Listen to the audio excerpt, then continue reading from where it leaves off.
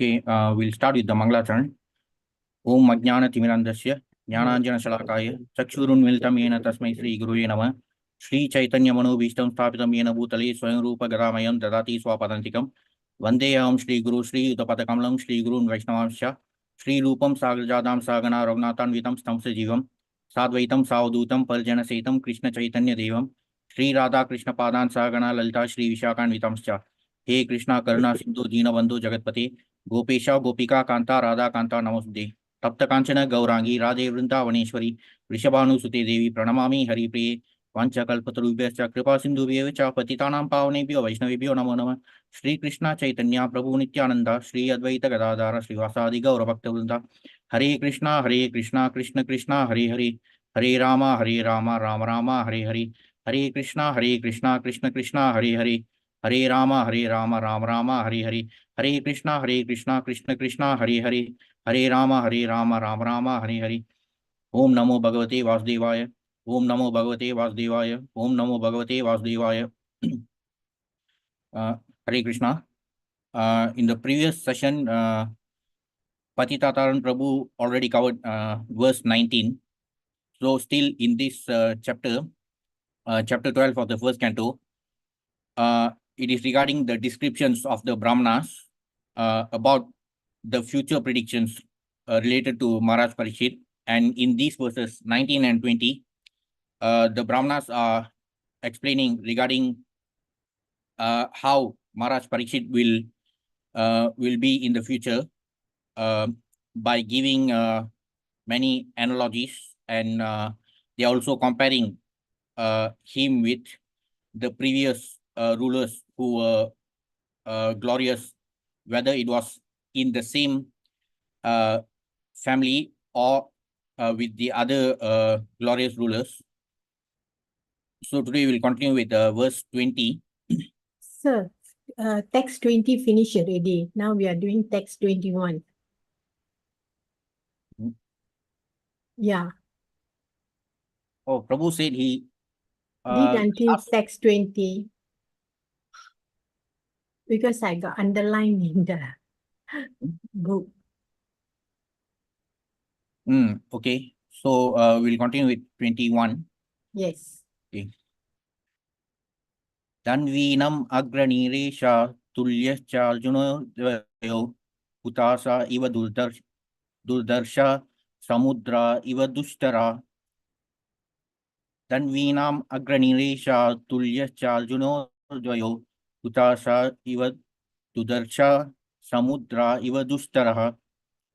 Tanvinam agraniresha tulyascha arjuno utasa iva durdarsha samudra iva dushtara. Anyone want to recite?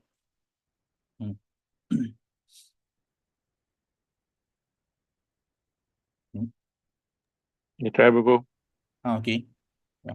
Dan vinam agranir esha tulyas cha arjunayor dvayorho uttasha eva durdarashaha samudra eva dushtaraha. Hare Krishna. Hare Krishna. Next.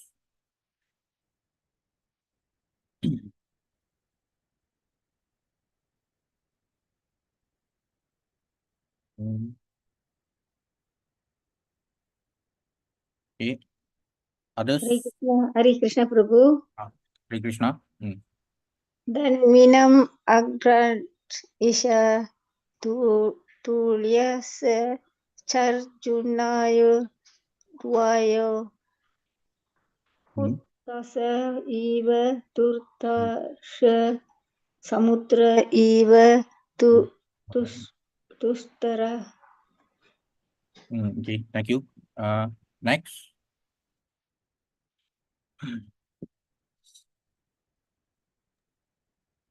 I try. Okay. Darvina agrane esa tulasya arjunayo durvayo ustasa eva durharsa samudra eva dustaraha. Okay. Thank you. Anyone else?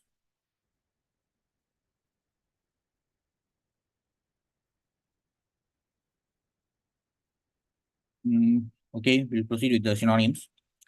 Tanvinam agranir esha tulyascha junayo dvayo utasha iva durdarsha samudra iva dushtaraha. Tanvinam, of the great woman, agrani, the foreman, esha, this child, tulya, equally good, cha, and arjunayo, of the arjunas, dvayo, of the two, tasha, fire, iva, like, durdarsha, irresistible, samudra, ocean, iva, like, dushtaraha, unsurpassable. Amongst great bowmen, this child will be as good as Arjuna. He will be as resistible as fire and as unsurpassable as the ocean. In history, there are two Arjunas. One is Kartavirya Arjuna, the king of Haihaya, and the other is the grandfather of the child. Both the Arjunas are famous for their bowmanship, and the child Parikshit is foretold to be equal to both of them, particularly in fighting. A short description of the Pandava Arjuna is given below. Pandava Arjuna, the great hero of the Bhagavad Gita. He is the Kshatriya son of Maharaj Pandu.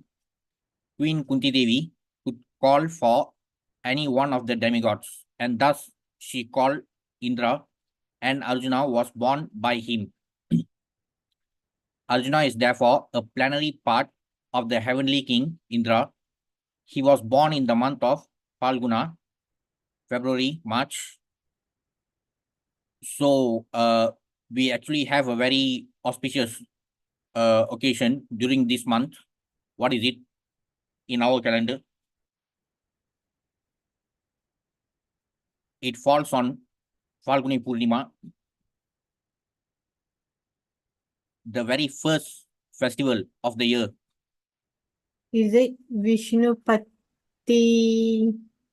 Punya No, Kalam? Falguni Purnima. The Tithi is Falguni Purnima. It's a very Triyodasi. Hmm? Triyodasi. No, the Tithi is Purnima. In the month of Falguni, the month of Falguna, and the Tithi is Purnima. Is it Vishnupati Punya Kalam? No, actually it is Gaurana Purnima. It falls in this month, in the month of Falguna. The Tithi is the Purnima Tithi.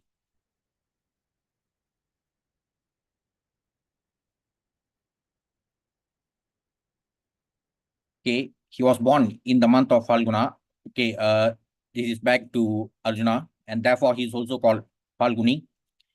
When he appeared as the son of Kunti, his future greatness was proclaimed by air messengers and all the important personalities from different parts of the universe, such as the demigods, the Gandharvas, the Adityas from the sun globe, the Rudras, the Vasus, the Nagas, the different rishis of importance, and the Apsaras, the society girls of heaven, all attended the ceremony.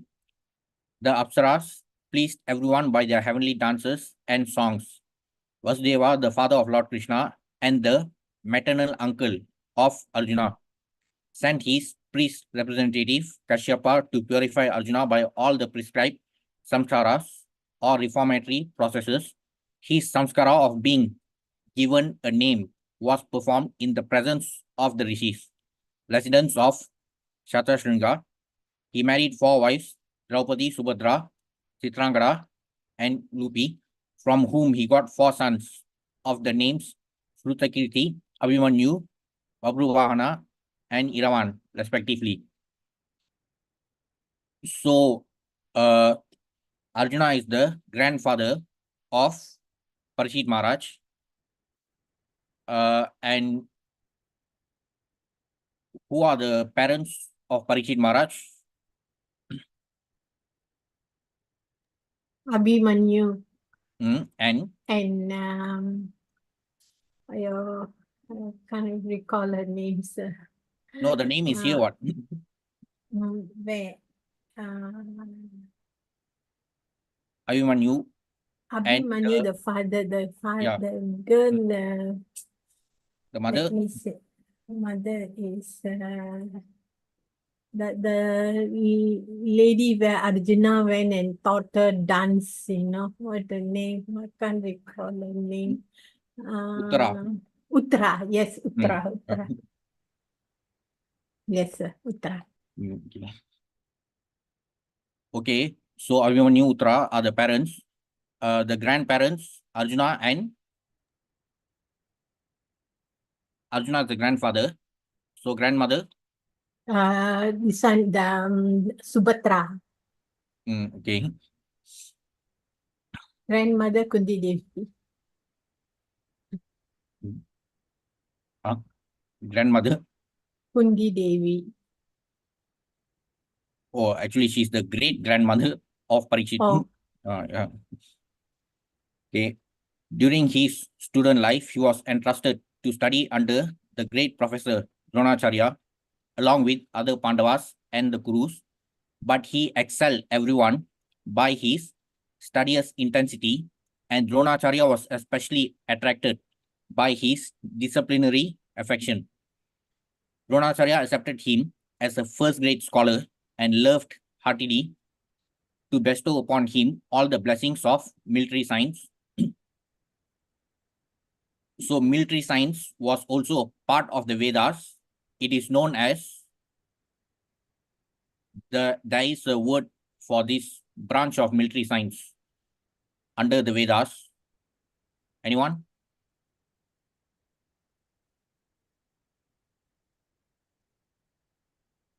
Here, Arjuna is described as the bowman. The bow, there is a word for the bow in Sanskrit. So this term military science, there's also a term which describes this branch of the Vedas.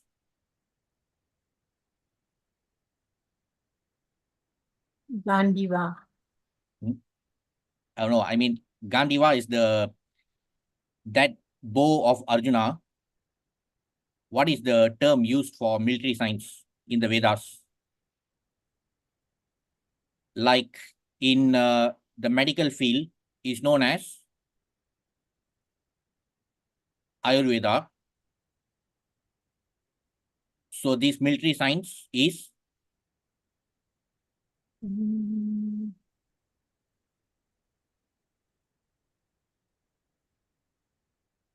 anyone having a Dhansu Rasi here? Well, Dhansu Rasi, what is the symbol for Dhanushu? Dhanush. Bow. Yeah. So military science is known as Dhanurveda. Even all these practical branches of knowledge, they were also a part of the Vedas. Today, we are being told that the Vedas belong to religious scriptures. Most of these intellectuals, pseudo-intellectuals, and the so-called scholars from the West who think that they know more about our history. And ironically, you can also see this whenever you go to any bookstore, just try to find books, whether you go to the normal bookstore or even you can see the online bookstores. Whenever you search for some books with the title India or History of India, a short history of India, you try to search with all these different keywords about the history of India, you will find that most of the books are written by Western authors. It is a great irony and also a great misfortune of our civilization, that we are being forced to study our own history from the viewpoint of those who invaded, looted, and plundered our rich civilization. So today, they are telling us that our Vedas are part of religious scriptures. They are saying that our Shastras are religious scriptures. But the truth is that the word Shastra itself in Sanskrit, it means, Shastra means science, the original meaning in Sanskrit. And among all the Indian languages, the Malayalam language draws heavily from the vocab of Sanskrit. So you can also check this. Even in Malayalam, the word science is referred to as Shastra. So our Shastras they covered everything about science. But today we are being told that our Vedas and Shastras are religious scriptures. Many of the pseudo-intellectuals, they are telling us this. But the truth is that India was the richest country, even based on the estimates by Western economists. There's a Western economic historian, Angus Madison.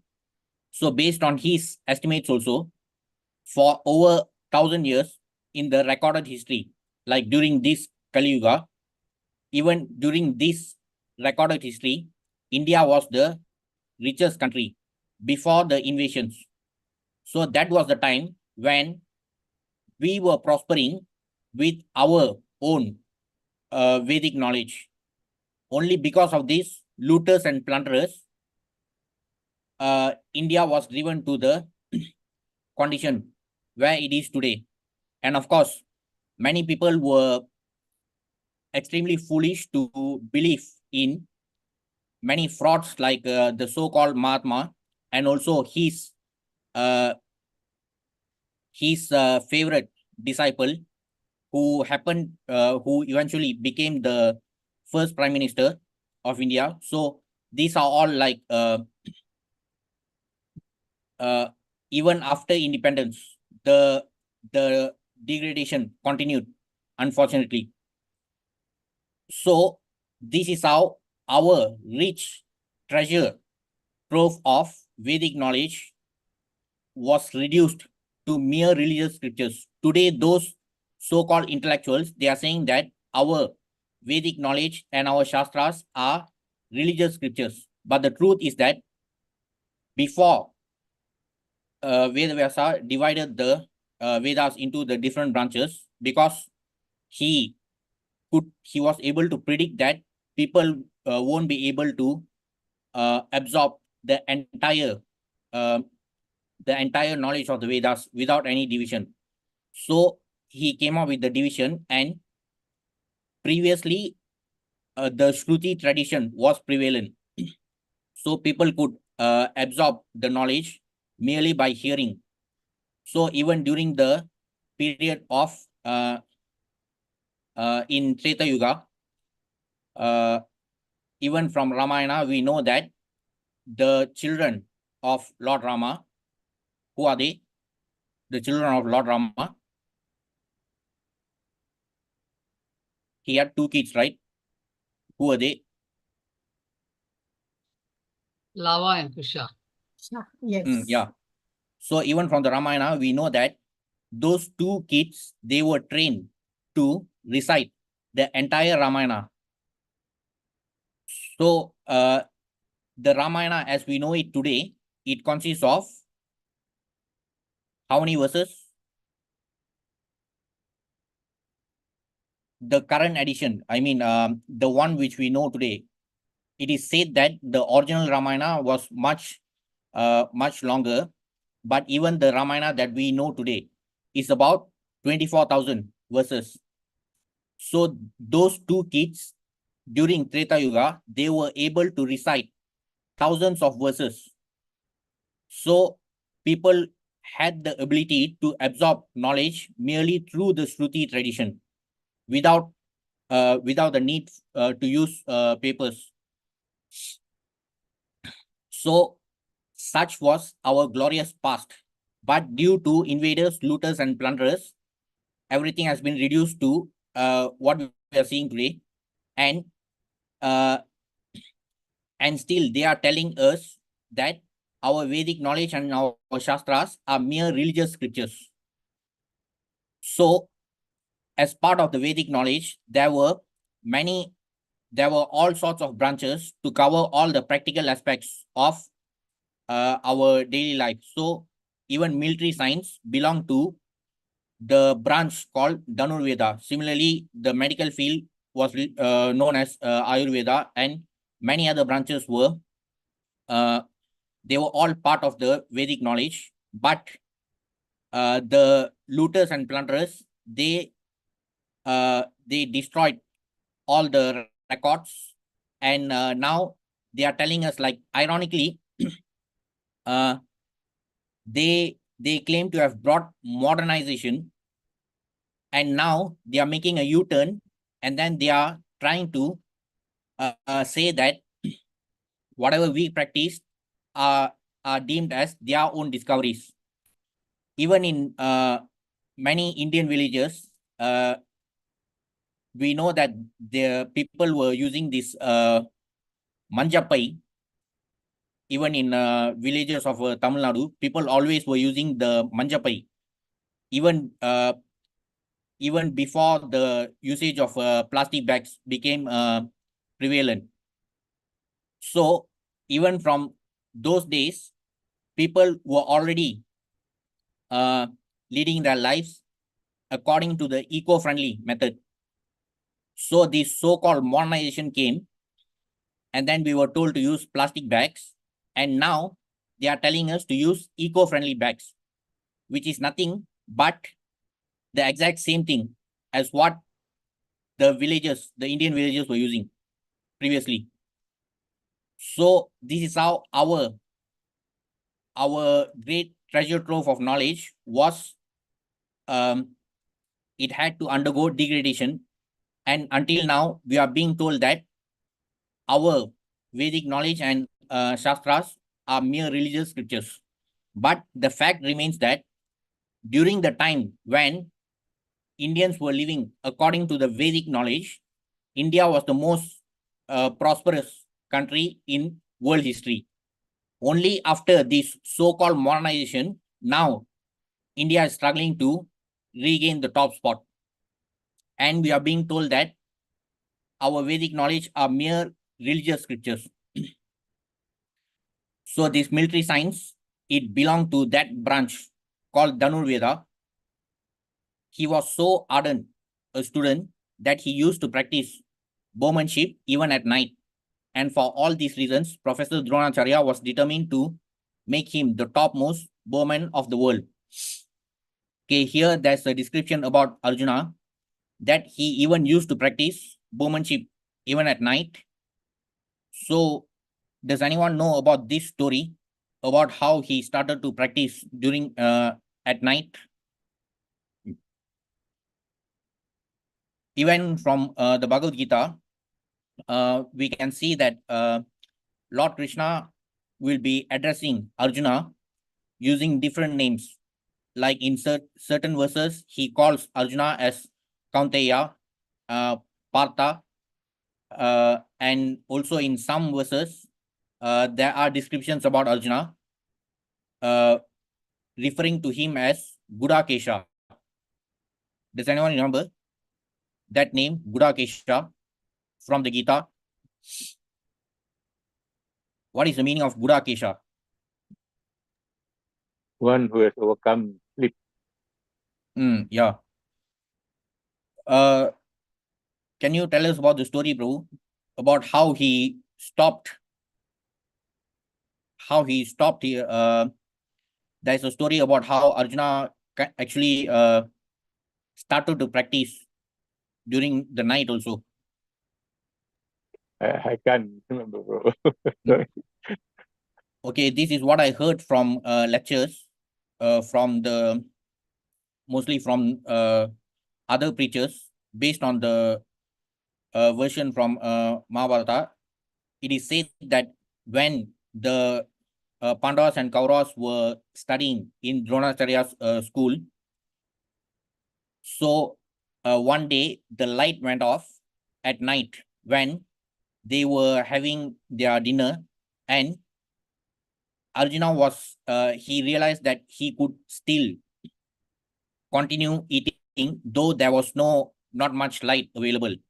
So that's when it struck him that if he can do that even with very little light available, so that's what inspired him to start practicing even during the night. So it is not like the kind of archery skills of Arjuna. It was not like merely God-given abilities. Everything came from practice. So he was so passionate about this practicing his bowmanship skills. So that's how he even wanted to avoid sleeping, and he wanted to use that time for practicing. So that's how he got this name, Gudakesha, the one who conquered sleep. He passed very brilliantly the examination in piercing the target, and Dronacharya was very pleased. Royal families at Manipura and Tripura are descendants of Arjuna's son, Babruvana. So Manipur and Tripura, they are in the northeastern side of India.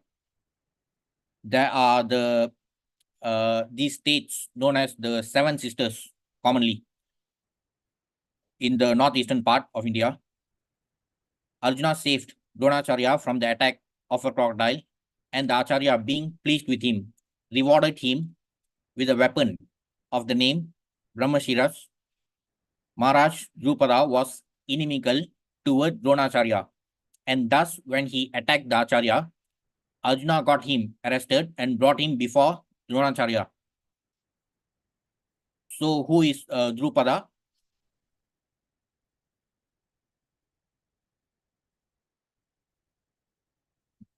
There's also a reference to Drupada, and actually there's a reference to Drupada's son in the Gita in the first chapter itself.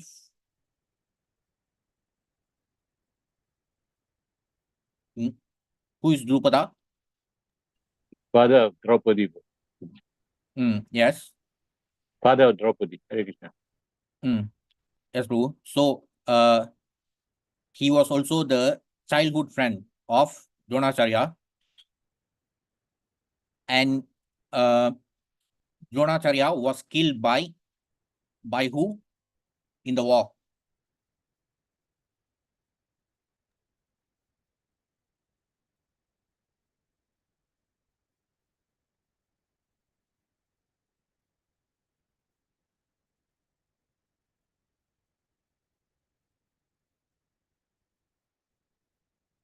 In the third verse of the Gita. So as we know, in the first verse, it is Dhritarashtra Uvacha, Dharmashetri Kurukshetri Samavida Yutsa, Mamaka Pandava Saiva, Kim Makurvata Sanjaya. Then second verse, Sanjay Uvacha, Rishva to Pandavanikam, Yudam Duryodhanastada, Acharyam Upasangamya, Raja Vachanam Abravit. So the first verse was spoken by Dhritarashtra. Second verse, Sanjaya is actually replying to Dhritarashtra, telling him about what he was able to see through the vision he got about the battlefield. Then in the very third verse itself, still Sanjaya is speaking, and he's telling about what was happening. Okay, in the third verse, Pasyaitam Pandu Putranam Acharya Mavatim Shamum Vyudam Drupada Putrena Tava Shishyena Dhimata. So in the third verse, still Sanjaya is speaking to Dhritarashtra, but he's telling about what he saw. Sanjaya could see that Duryodhana was walking towards Dronacharya, and he was telling Dronacharya about the brilliant arrangement made by Drupada Putrena. Vyudam Drupada Putrena Tavasishena Dhimata. So Duryodhana was telling Dronacharya about the brilliant military arrangement made by the son of Maharaj Drupada. So the son of Maharaj Drupada, his name was, anyone? The name of the son of Maharaj Drupada?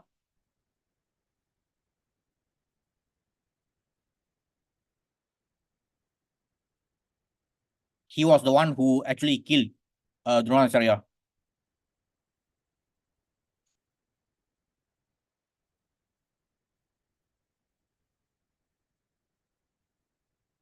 So in the third verse, actually, Duryodhana went to walk towards Dronacharya, and he was saying that the son of Maharaj Drupada also learned all the skills from Dronacharya, but he was siding with the Pandavas. And we know that Dronacharya and Duryodhana were on the side of the Kauravas. So Duryodhana was trying to provoke Dronacharya, telling him that the son of Maharaj Drupada was, he made a brilliant arrangement of the, he made a brilliant arrangement for the Pandavas to kill Dronacharya himself. So he was trying to provoke Dronacharya by saying that, look at your brilliant Shishya. He has made such an arrangement for the Pandavas.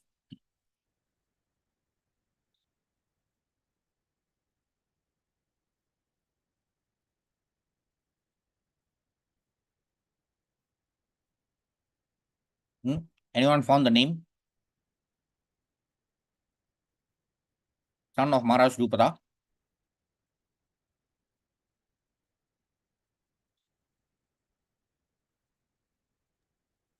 Think it is Drishta Dyumana. Yes, correct. Yeah. He was the principal. yeah, he was the brother of Draupadi. So he was also related to Arjuna, and he made the arrangement for the Pandavas. So in the third verse of the Gita itself, there is this description about Duryodhana talking to Dronacharya. But the Pandavas and also the son of Maharaj Drupada, he was also trained by Dronacharya.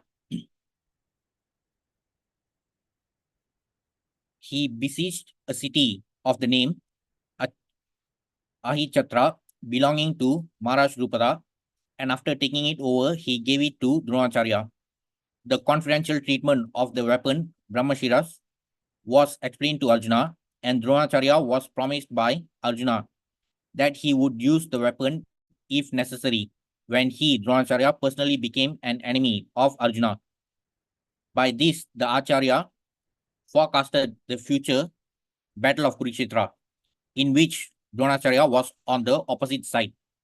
Maharaj Drupada, although defeated by Arjuna on behalf of his professor Dronacharya, decided to hand over his daughter Draupadi to his young combatant, but he was disappointed when he heard the false news of Arjuna's death in the fire of a shellac house, intrigued by Duryodhana.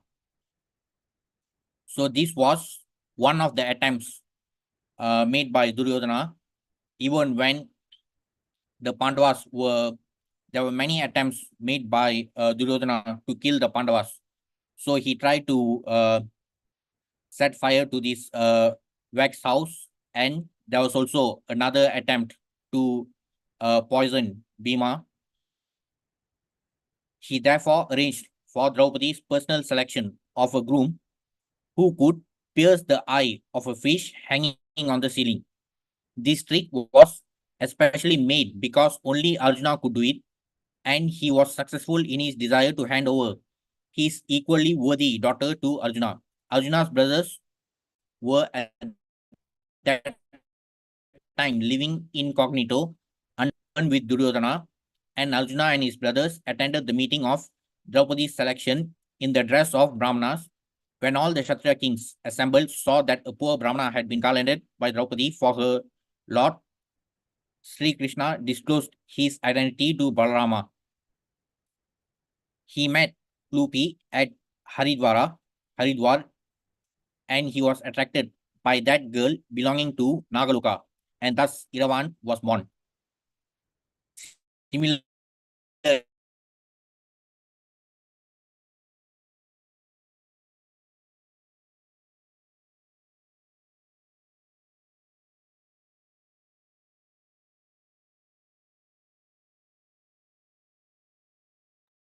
Hare Krishna, Prabhu. We've lost you, Prabhu. Hare Krishna.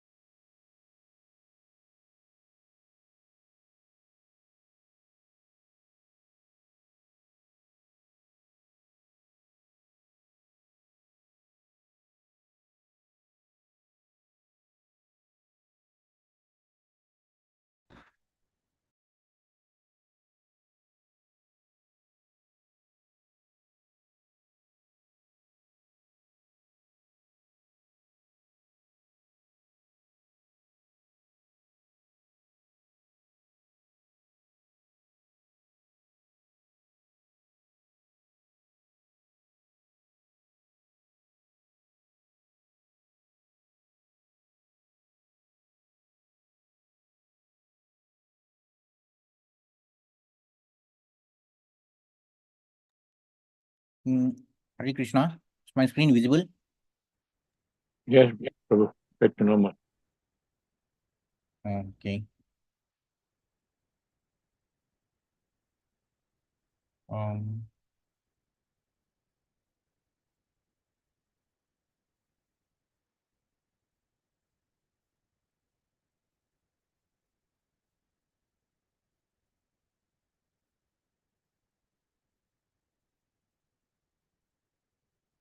okay. Sorry, there was a connection interruption.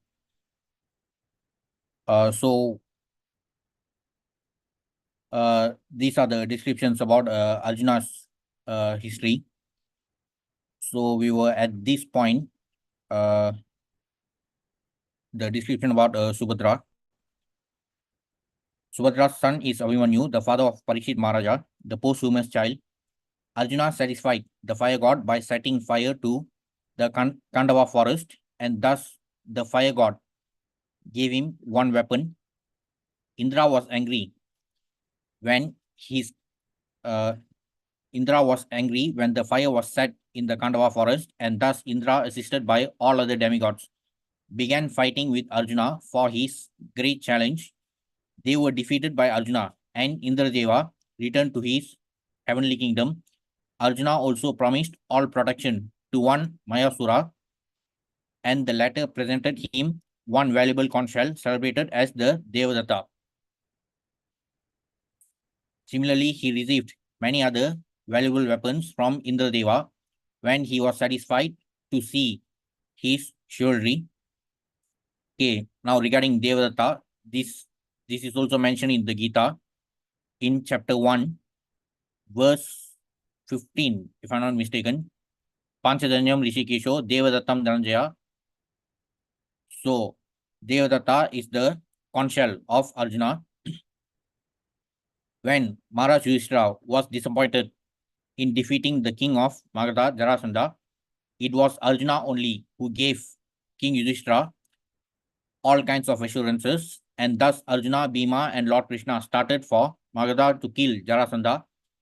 When he went out to bring all other kings of the world under the subjection of the Pandavas, as was usual after the coronation of every emperor, he conquered the country named Kalinda and brought in subjugation King Bhagarata. Then he traveled through countries like Antagiri, Ulukapura, and Mudapura and brought under subjugation all the rulers. So, particularly, this is what earned him the name Dhananjaya. He was able to conquer many of the he is the one who conquered all the subjugated kingdoms and brought it under the rule of Yudhishthira, when this was even before the Pandavas were forced into exile. Not actually after the war, even before the war, before they were sent into exile. So even during that time, he was able to conquer all these subjugated kingdoms, and he came to be known as Dhananjaya. Sometimes he underwent severe types of penances, and later on he was rewarded by Indradeva. Lord Shiva also wanted to try the strength of Arjuna, and in the form of an aborigine, Lord Shiva met him. There was a great fight between the two, and at last Lord Shiva was satisfied with him and disclosed his identity. Arjuna prayed to the Lord in all humbleness, and the Lord, being pleased with him, presented him the Pashupata weapon, Pashupatastra. He acquired many other important weapons from different demigods. So these events happened before the war, when they were in exile. So Arjuna was receiving many blessings like this from Lord Shiva and also from other demigods. Like there's also this description about the chariot of Arjuna. So that chariot was gifted by which demigod? It's there in the Gita, chapter 1 also. Agni. Yes. Lord Agni. So Arjuna, apart from getting help from the Supreme Personality of Godhead himself, he also received many other blessings from even from Lord Shiva and all the other demigods. So that's why in the first chapter of the Gita itself, if you observe in the first few verses, there are many descriptions. In the purports, Srila Prabhupada explains that even the presence of the Hanuman flag, the chariot of Agni Deva, and the presence of Lord Krishna himself, all these were the signs of victory for the Pandavas from the beginning itself. So these have been explained in the purports in the first chapter itself.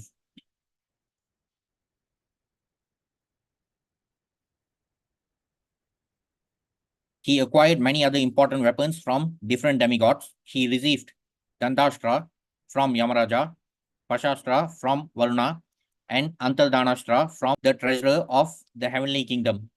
Indra wanted him to come to the heavenly kingdom, the Indraloka, planet beyond the moon planet. In that planet, he was cordially received by the local residents, and he was awarded reception in the heavenly parliament of Indradeva. Then he met Indradeva, who not only presented him with his Vajra weapon, but also taught him the military and musical science as used in the heavenly planet. In one sense, Indra is the real father of Arjuna, and therefore indirectly he wanted to entertain Arjuna with the famous society girl of heaven, Urvashi, the celebrated beauty. The society girls of heaven are lusty, and Urvashi was very eager to contact Arjuna, the strongest human being.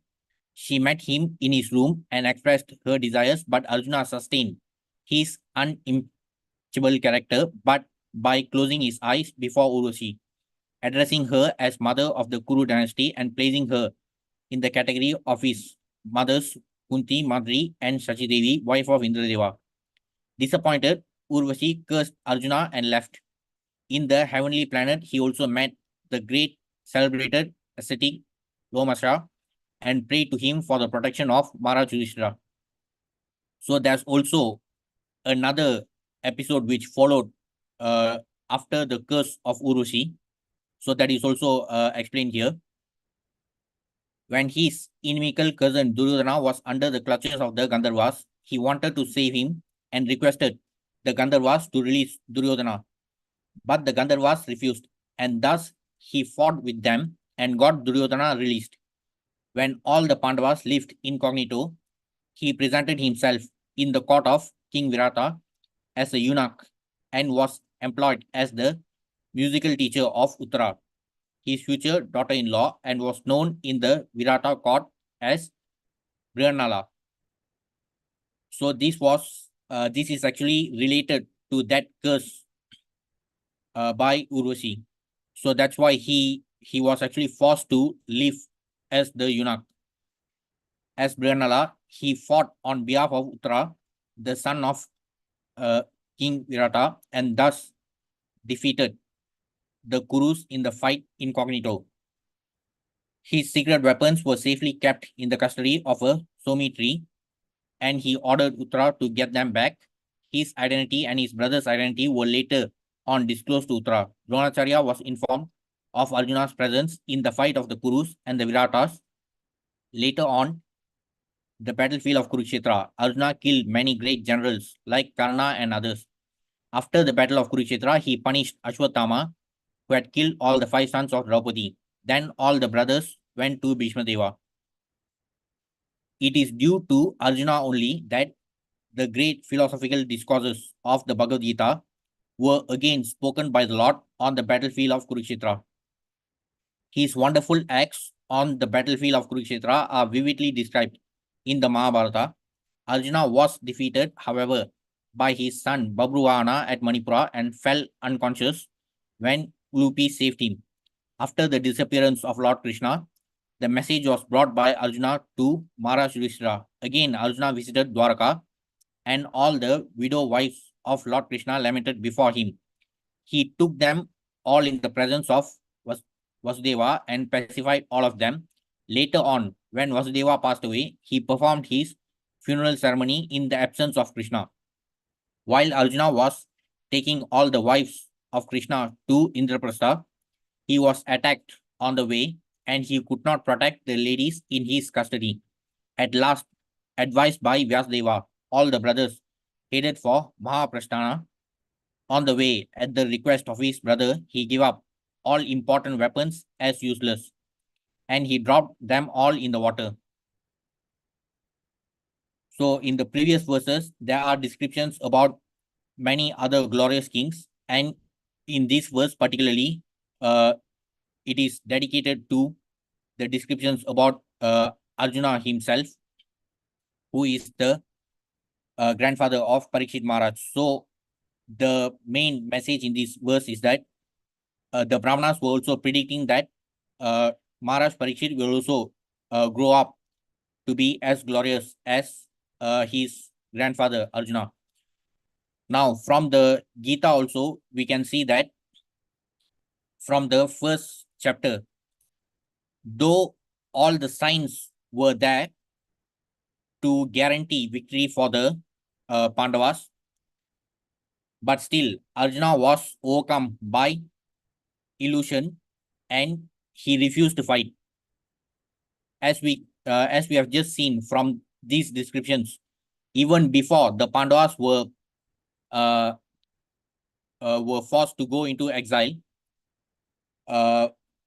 when Yudhishthira was coronated as the king, so even before the Rajasuya Yajna, Arjuna was the one who went to conquer all the subjugated kingdoms, and that's how he became known as Dhananjaya.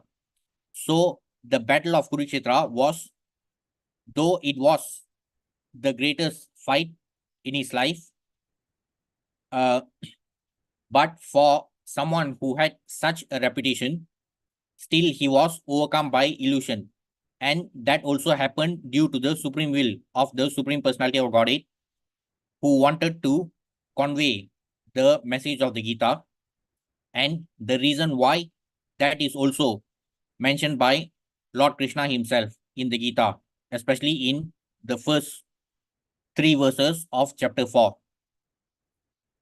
So we are also able to see from these descriptions that Arjuna was able to get so many weapons for the war.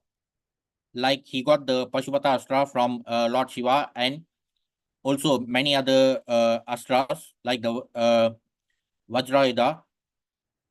But from the episode of the Gita in Mahabharata, what we can see is that in chapter 1 of the Gita,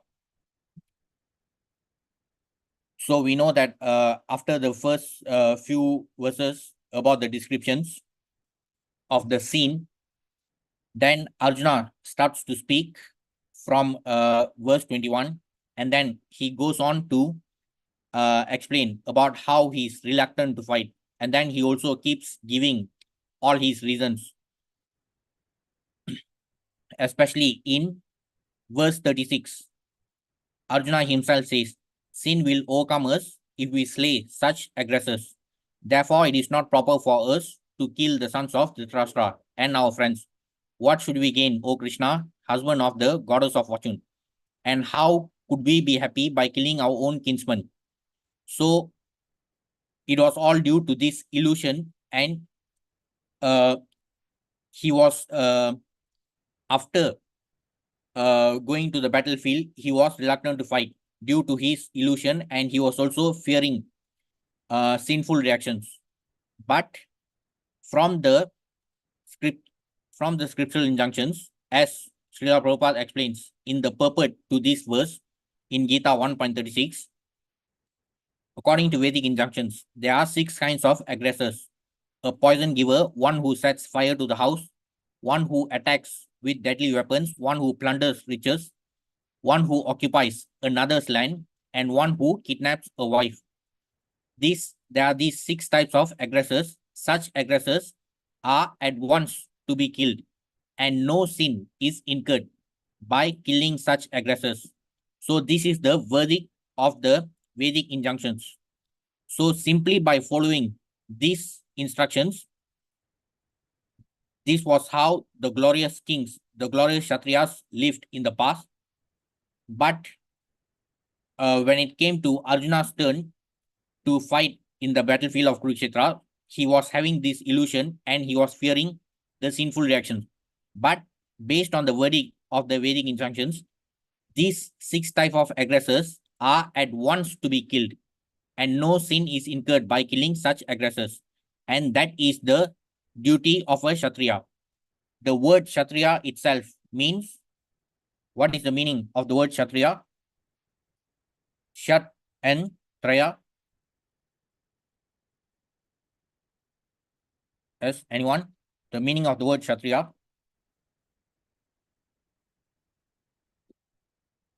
Shat means danger.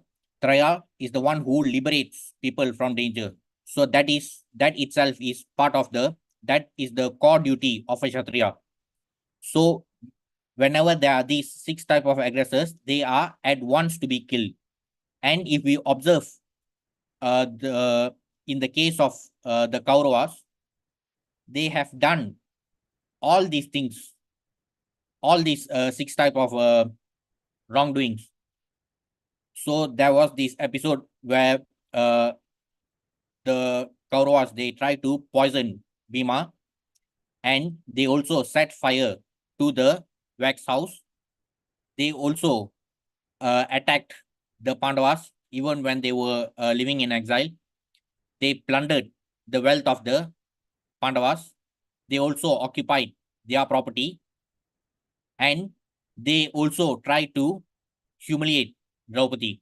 So the Kauravas, that they have actually ticked all these items, all these 6 items. So such was the resume of the Kauravas. But ironically, there are many so-called intellectuals who call themselves rationalists and atheists. They come up with their own theory saying that Lord Krishna was provoking Arjuna to fight and kill. And that is the instruction of the Gita. This is according to those pseudo-intellectuals. And this we can also see mostly among the jokers in Tamil Nadu who belong to this Dravida Kalagam and also the DMK jokers. So those idiots who don't have any knowledge about the Vedic injunctions, it is clearly said that these 6 types of aggressors are at once to be killed. That is the duty of a Kshatriya. And as I've just mentioned, in the case of the Kauravas especially, they have done all these wrongdoings. So there should be no hesitation for a Kshatriya like Arjuna to kill the Kauravas. But what happened due to illusion, though he had all his powerful weapons, he was overcome by illusion, he was fearing sinful reactions, and it came to this point. Like as we can see from the last verse in chapter 1 of the Gita, Sanjaya said, Arjuna, having thus spoken on the battlefield, cast aside his bow and arrows and sat down on the chariot, his mind overwhelmed with grief. So despite having the Supreme Personality of Godhead by his side, he was also blessed with all sorts of powerful weapons. So victory was surely on his side, but still he was overcome by illusion and grief, and he had to cast aside his bow and arrows. So despite having the military weapons, he clearly did not have the weapon of knowledge, because this is what we see from the first chapter of the Gita. But in the concluding chapter 18, in 18.73, after receiving all the instructions from Lord Krishna, Arjuna says in 18.73, Arjuna Vacha, Nashtomoa Smriti Lapta Tat Prasadan Mayachata Sidosmi Gata Sandeha Karishye Vachanam Tava. Arjuna said, My dear Krishna, O infallible one, my illusion is now gone. I regained my memory by your mercy. I am now firm and free from doubt and am prepared to act according to your instructions. Karishye Vachanam Tava. So the difference which we can see here is that in chapter 1, when he was overcome by illusion and grief, despite being blessed with all the powerful weapons, he did not have the weapon of knowledge. He did not have the weapon of knowledge in the form of the transcendental teachings of the Gita. But we can see his firm resolve in 18.73. He is saying, Karishye Vachanam Tava, my illusion is now gone. I am prepared to act according to your instruction. So the difference is that in chapter 1, he did not have the weapon of knowledge. In chapter 18, he had received all the instructions from the Supreme Lord, and he had, above all his military weapons, he also had this weapon of knowledge. So equipped by this weapon of knowledge, he was ready with his firm resolve to act according to the instructions of the Supreme Personality of Godhead. So it is not just in the case of Arjuna, it is more like a hereditary disease in our society, especially in the Hindu community. It is only due to our ill-equipped knowledge. We are ill-equipped. We do not have knowledge from the authentic sources. I mean, when I say we, it is not just we. It is by and large our Hindu community. The main disease with our community, as I've said in many of my previous sessions also, there's always this tendency to only learn about the Bhagavad Gita from cinema, serial, and WhatsApp University. So this is another disease. Since they do not gather knowledge from authentic sources, they get all sorts of nonsensical interpretation, and they end up having their own mental concoctions. So that only makes our material disease even worse. So even in the case of Arjuna, he became freed from all sorts of illusion only after receiving the transcendental teachings of the Gita from the Supreme Personality of Godhead himself. And Srila Prabhupada also says that this knowledge of Gita should be received from Arjuna was in such a glorious position that he was able to get it from Lord Krishna himself. But in our case, we should receive it from the bona fide parampara, in that line of disciplic succession, which roots back to the Supreme Personality of Godhead. So that is the main importance of getting the knowledge from a bona fide parampara. Unfortunately, many people in our Hindu community do not understand this simple fact, and they tend to study the Gita from all sorts of nonsensical interpretations from written by so-called scholars. So only when we have this weapon of knowledge, we can go through life's challenges. Because even in the case of Arjuna, even when he had all his powerful weapons, still he lacked the weapon of knowledge in the form of Gita. So that's why he had to put aside his bow, his powerful Gandiva. So he himself said that his Gandiva is slipping from his hands. So that was his pitiable condition in the first chapter. But after receiving the transcendental teachings from the Supreme Personality of Godhead, he had the firm resolve to fight. So the difference is that he received, on top of all his military weapons, he received the weapon of knowledge in the form of Gita. So the disease of our Hindu community can only be cured with the bona fide knowledge from the bona fide parampara. So again, that is another reason for us to continue with our preaching and book distribution efforts to make people know that it is only from authentic sources like Bhagavad Gita as it is that we can get proper knowledge in the original form as the Supreme Personality of Godhead himself spoke, compared to other editions by so-called scholars. Okay, so we have completed text 21. Next week we will continue with 22. Thank you. Any questions or comments?